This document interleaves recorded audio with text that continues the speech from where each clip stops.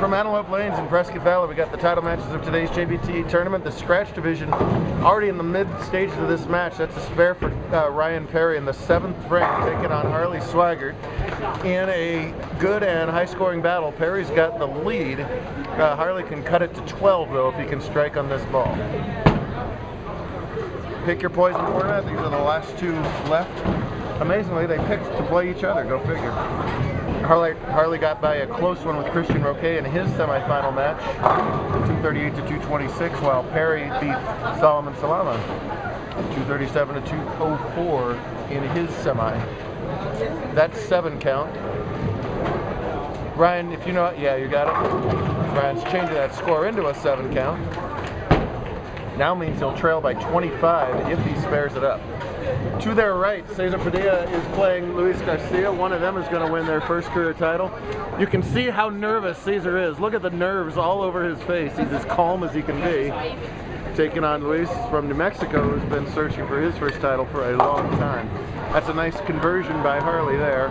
We're going to keep the camera moving. It's not the no pod this week, those of you who watch this every week. It's just that we got a giant pole between lane 4 and lane 5. Taping a little bit tricky. Luis has to win by 2 to win the match. The handicap almost the same. He's got 118 through 5 if he spares that up. Luis has a chance to get within 2 if he can strike in his 6th. To the left of all that, Solomon is playing Brock Bivens for the U17 title match. Solomon in unprecedented territories. He's lost 2 in a row of these U17 title matches. He would like to put a stop to that streak.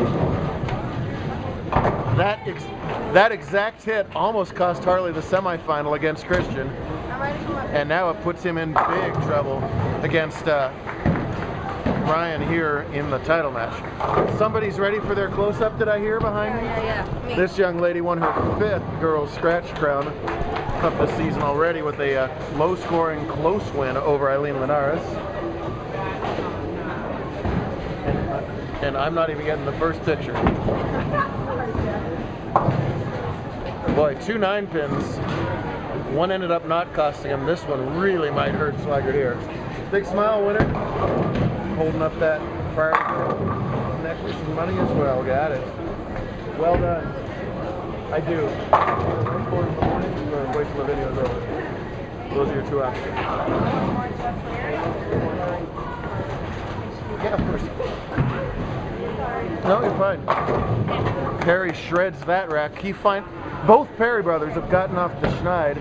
Kyle won his first title at Golden Pin last month, and Ryan with the big win at Samstown, over Harley, by the way, to break through for his first career scratch title. Doesn't have the resume Swaggart is, but what he does have is a powerful strike ball. When he gets that light half pocket hit, boy does he send messengers a high percentage of the time. Garcia did not strike in his 6th, and that was him missing the head pin there in the 7th. We'll try and catch all of this at once, as we are already in the 9th frame for Ryan. He's walking it out, but I think more than walking it out, he was begging that ball not to go up high. It did. That was his worst shot of the title match and gives Harley still a little bit of hope. Swaggart can only max for 222. If Ryan can spare this and mark in the 10th, he'll have his 2nd scratch win of his career. Garcia does spare it up over there.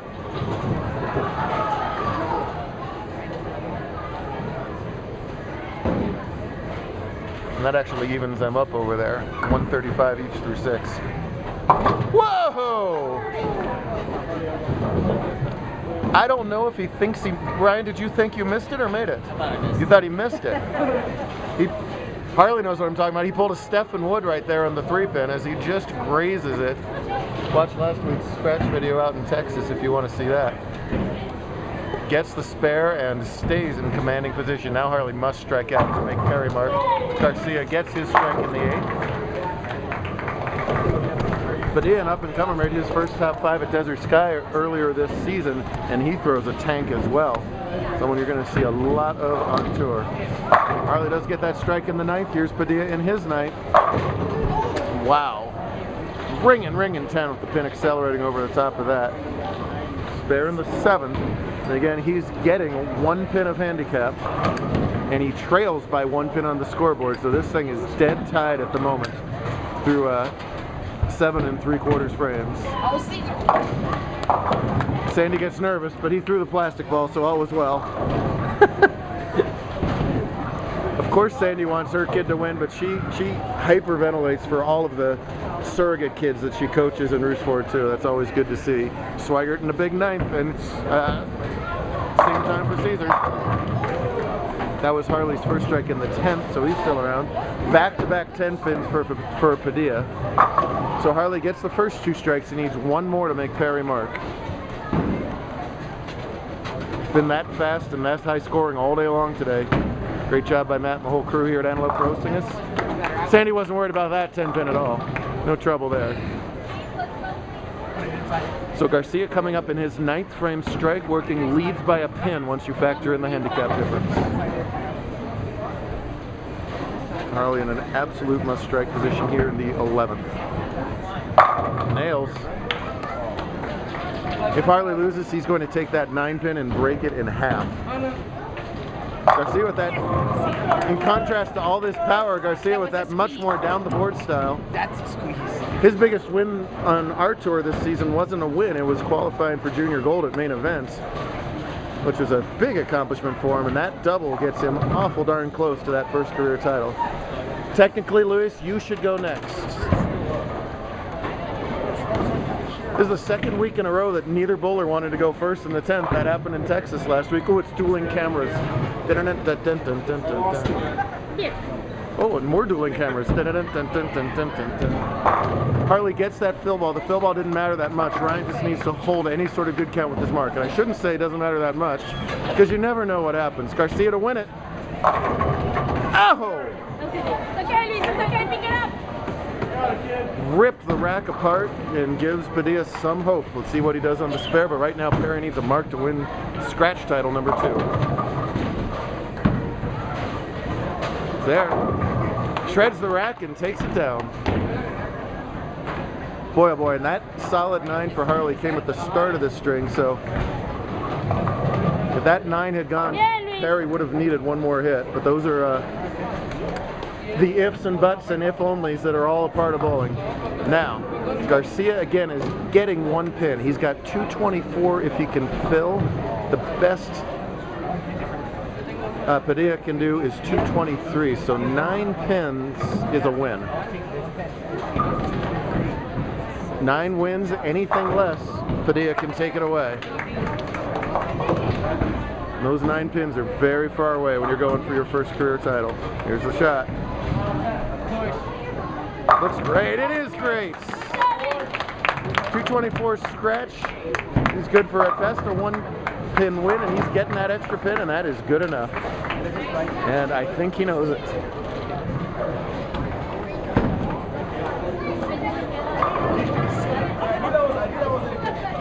I think these wins don't mean anything. For Padilla, those wins are going to come too. He's got a high finish 2nd on tour, so he's going to match that. Going to see a ton of him in Arizona and elsewhere. And look at this. The Harley Swigert Kryptonite. Harley's got nothing on this guy. That is 3 wins, 2 singles and 1 double over the poor, defenseless Harley Swigert. Is what that is.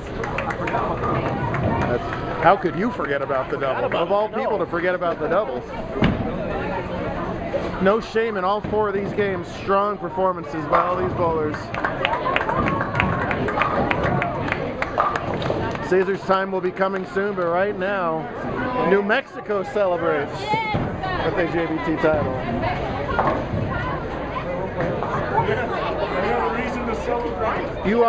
You already were going to gold courtesy us, now you're going to the Tournament of Champions. Anaheim. We've still got 1 order of business down here. It's our U17.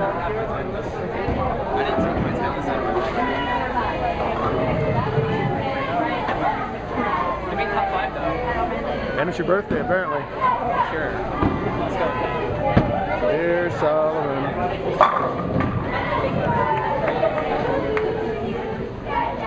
Yeah. want to announce the winners in our main divisions, but stick around. U17s in their 7th frame. Hang on for them. I don't know which thing.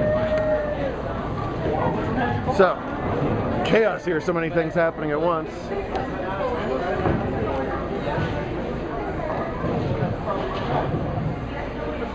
But that also looks like.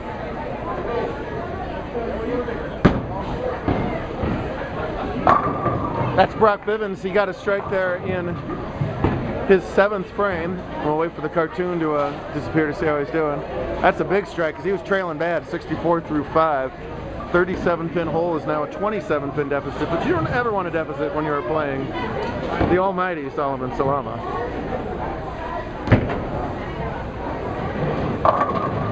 Guess that light had to go there. Coming off a disappointing 3rd place finish today in the main division as eventual champ Ryan Perry took him out. Taking out Salama and Swigert, lefty kryptonite, not just Swigert kryptonite. Very nice.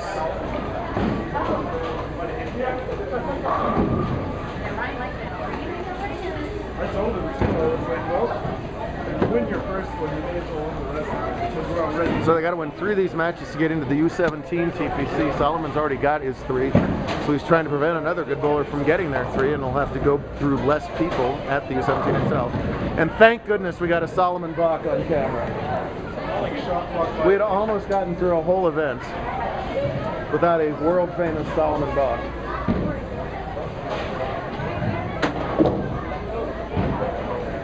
He's going along at a 2:01 pace. The best Bivens can do is 2:14, so still a game. Yeah, a flat 7 keeps it a game.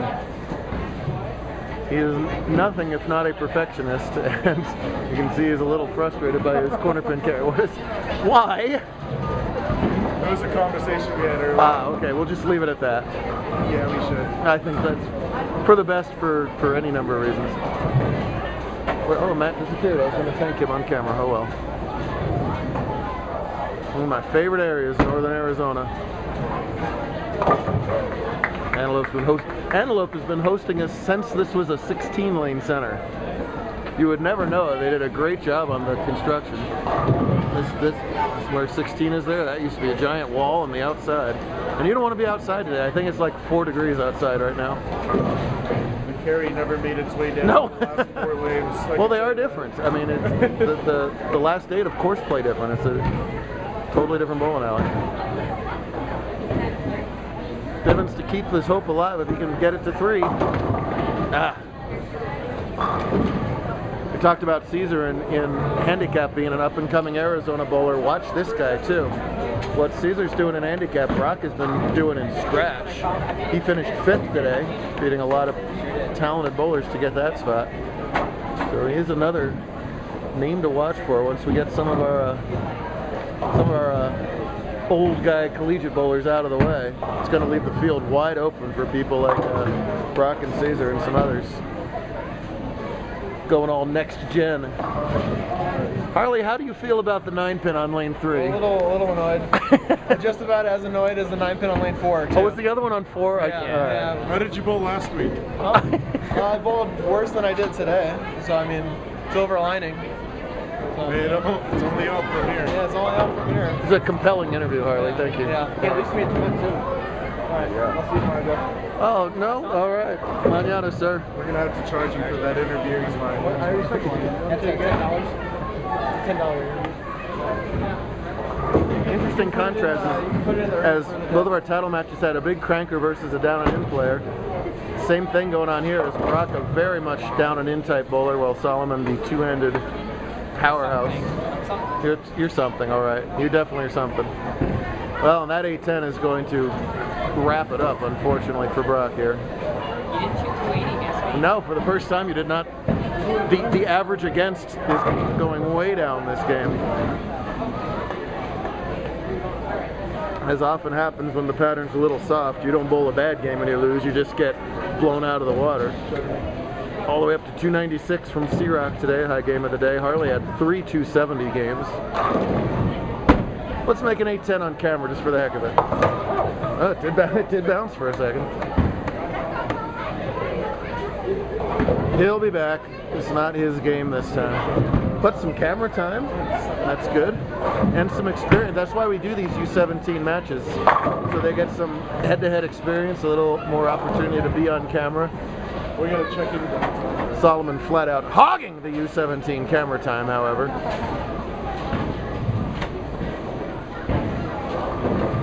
How good does Solomon roll in the bowling world? He goes back-to-back U15 junior gold champ. He gets to do it one more time because his birthday's in the right place. And oh, by the way, then they create a U17 for him for the year after that. So he could very easily, well, not easy, not remotely easy, but he has got every chance to win 4 or 5 junior golds in a row. Thank you for the buck. It's 8 o'clock on Saturday night. None of us have anywhere to be right now. 67. They don't have to give out the lanes or nothing on Saturday night. He's mathematically won.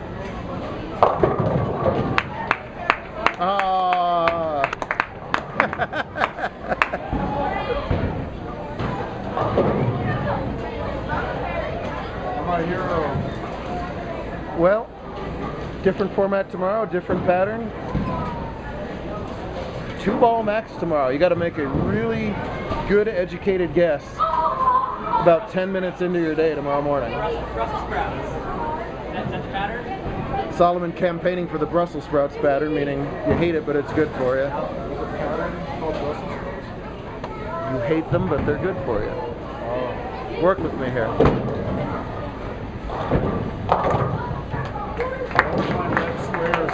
Well, Solomon's got one more shot for the day on camera.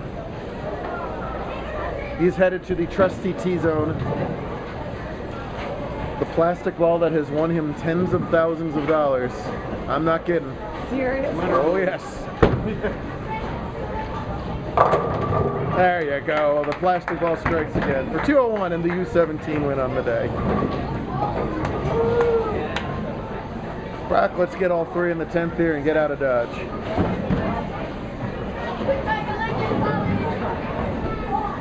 If Brock had won this match, she told me he was going to shave the middle part of his hair off. That's right.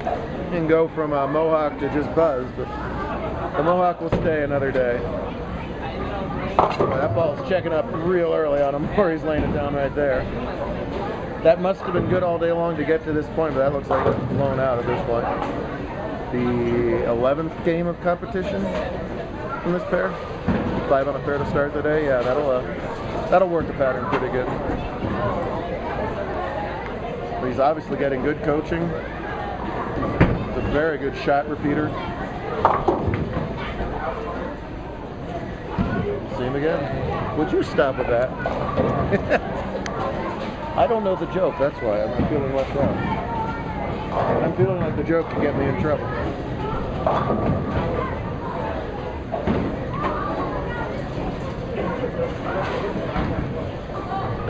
Be sure to check out tomorrow's videos to see the difference between Saturday and Sunday. All the other videos, a couple thousand of them at our website, at our YouTube rather.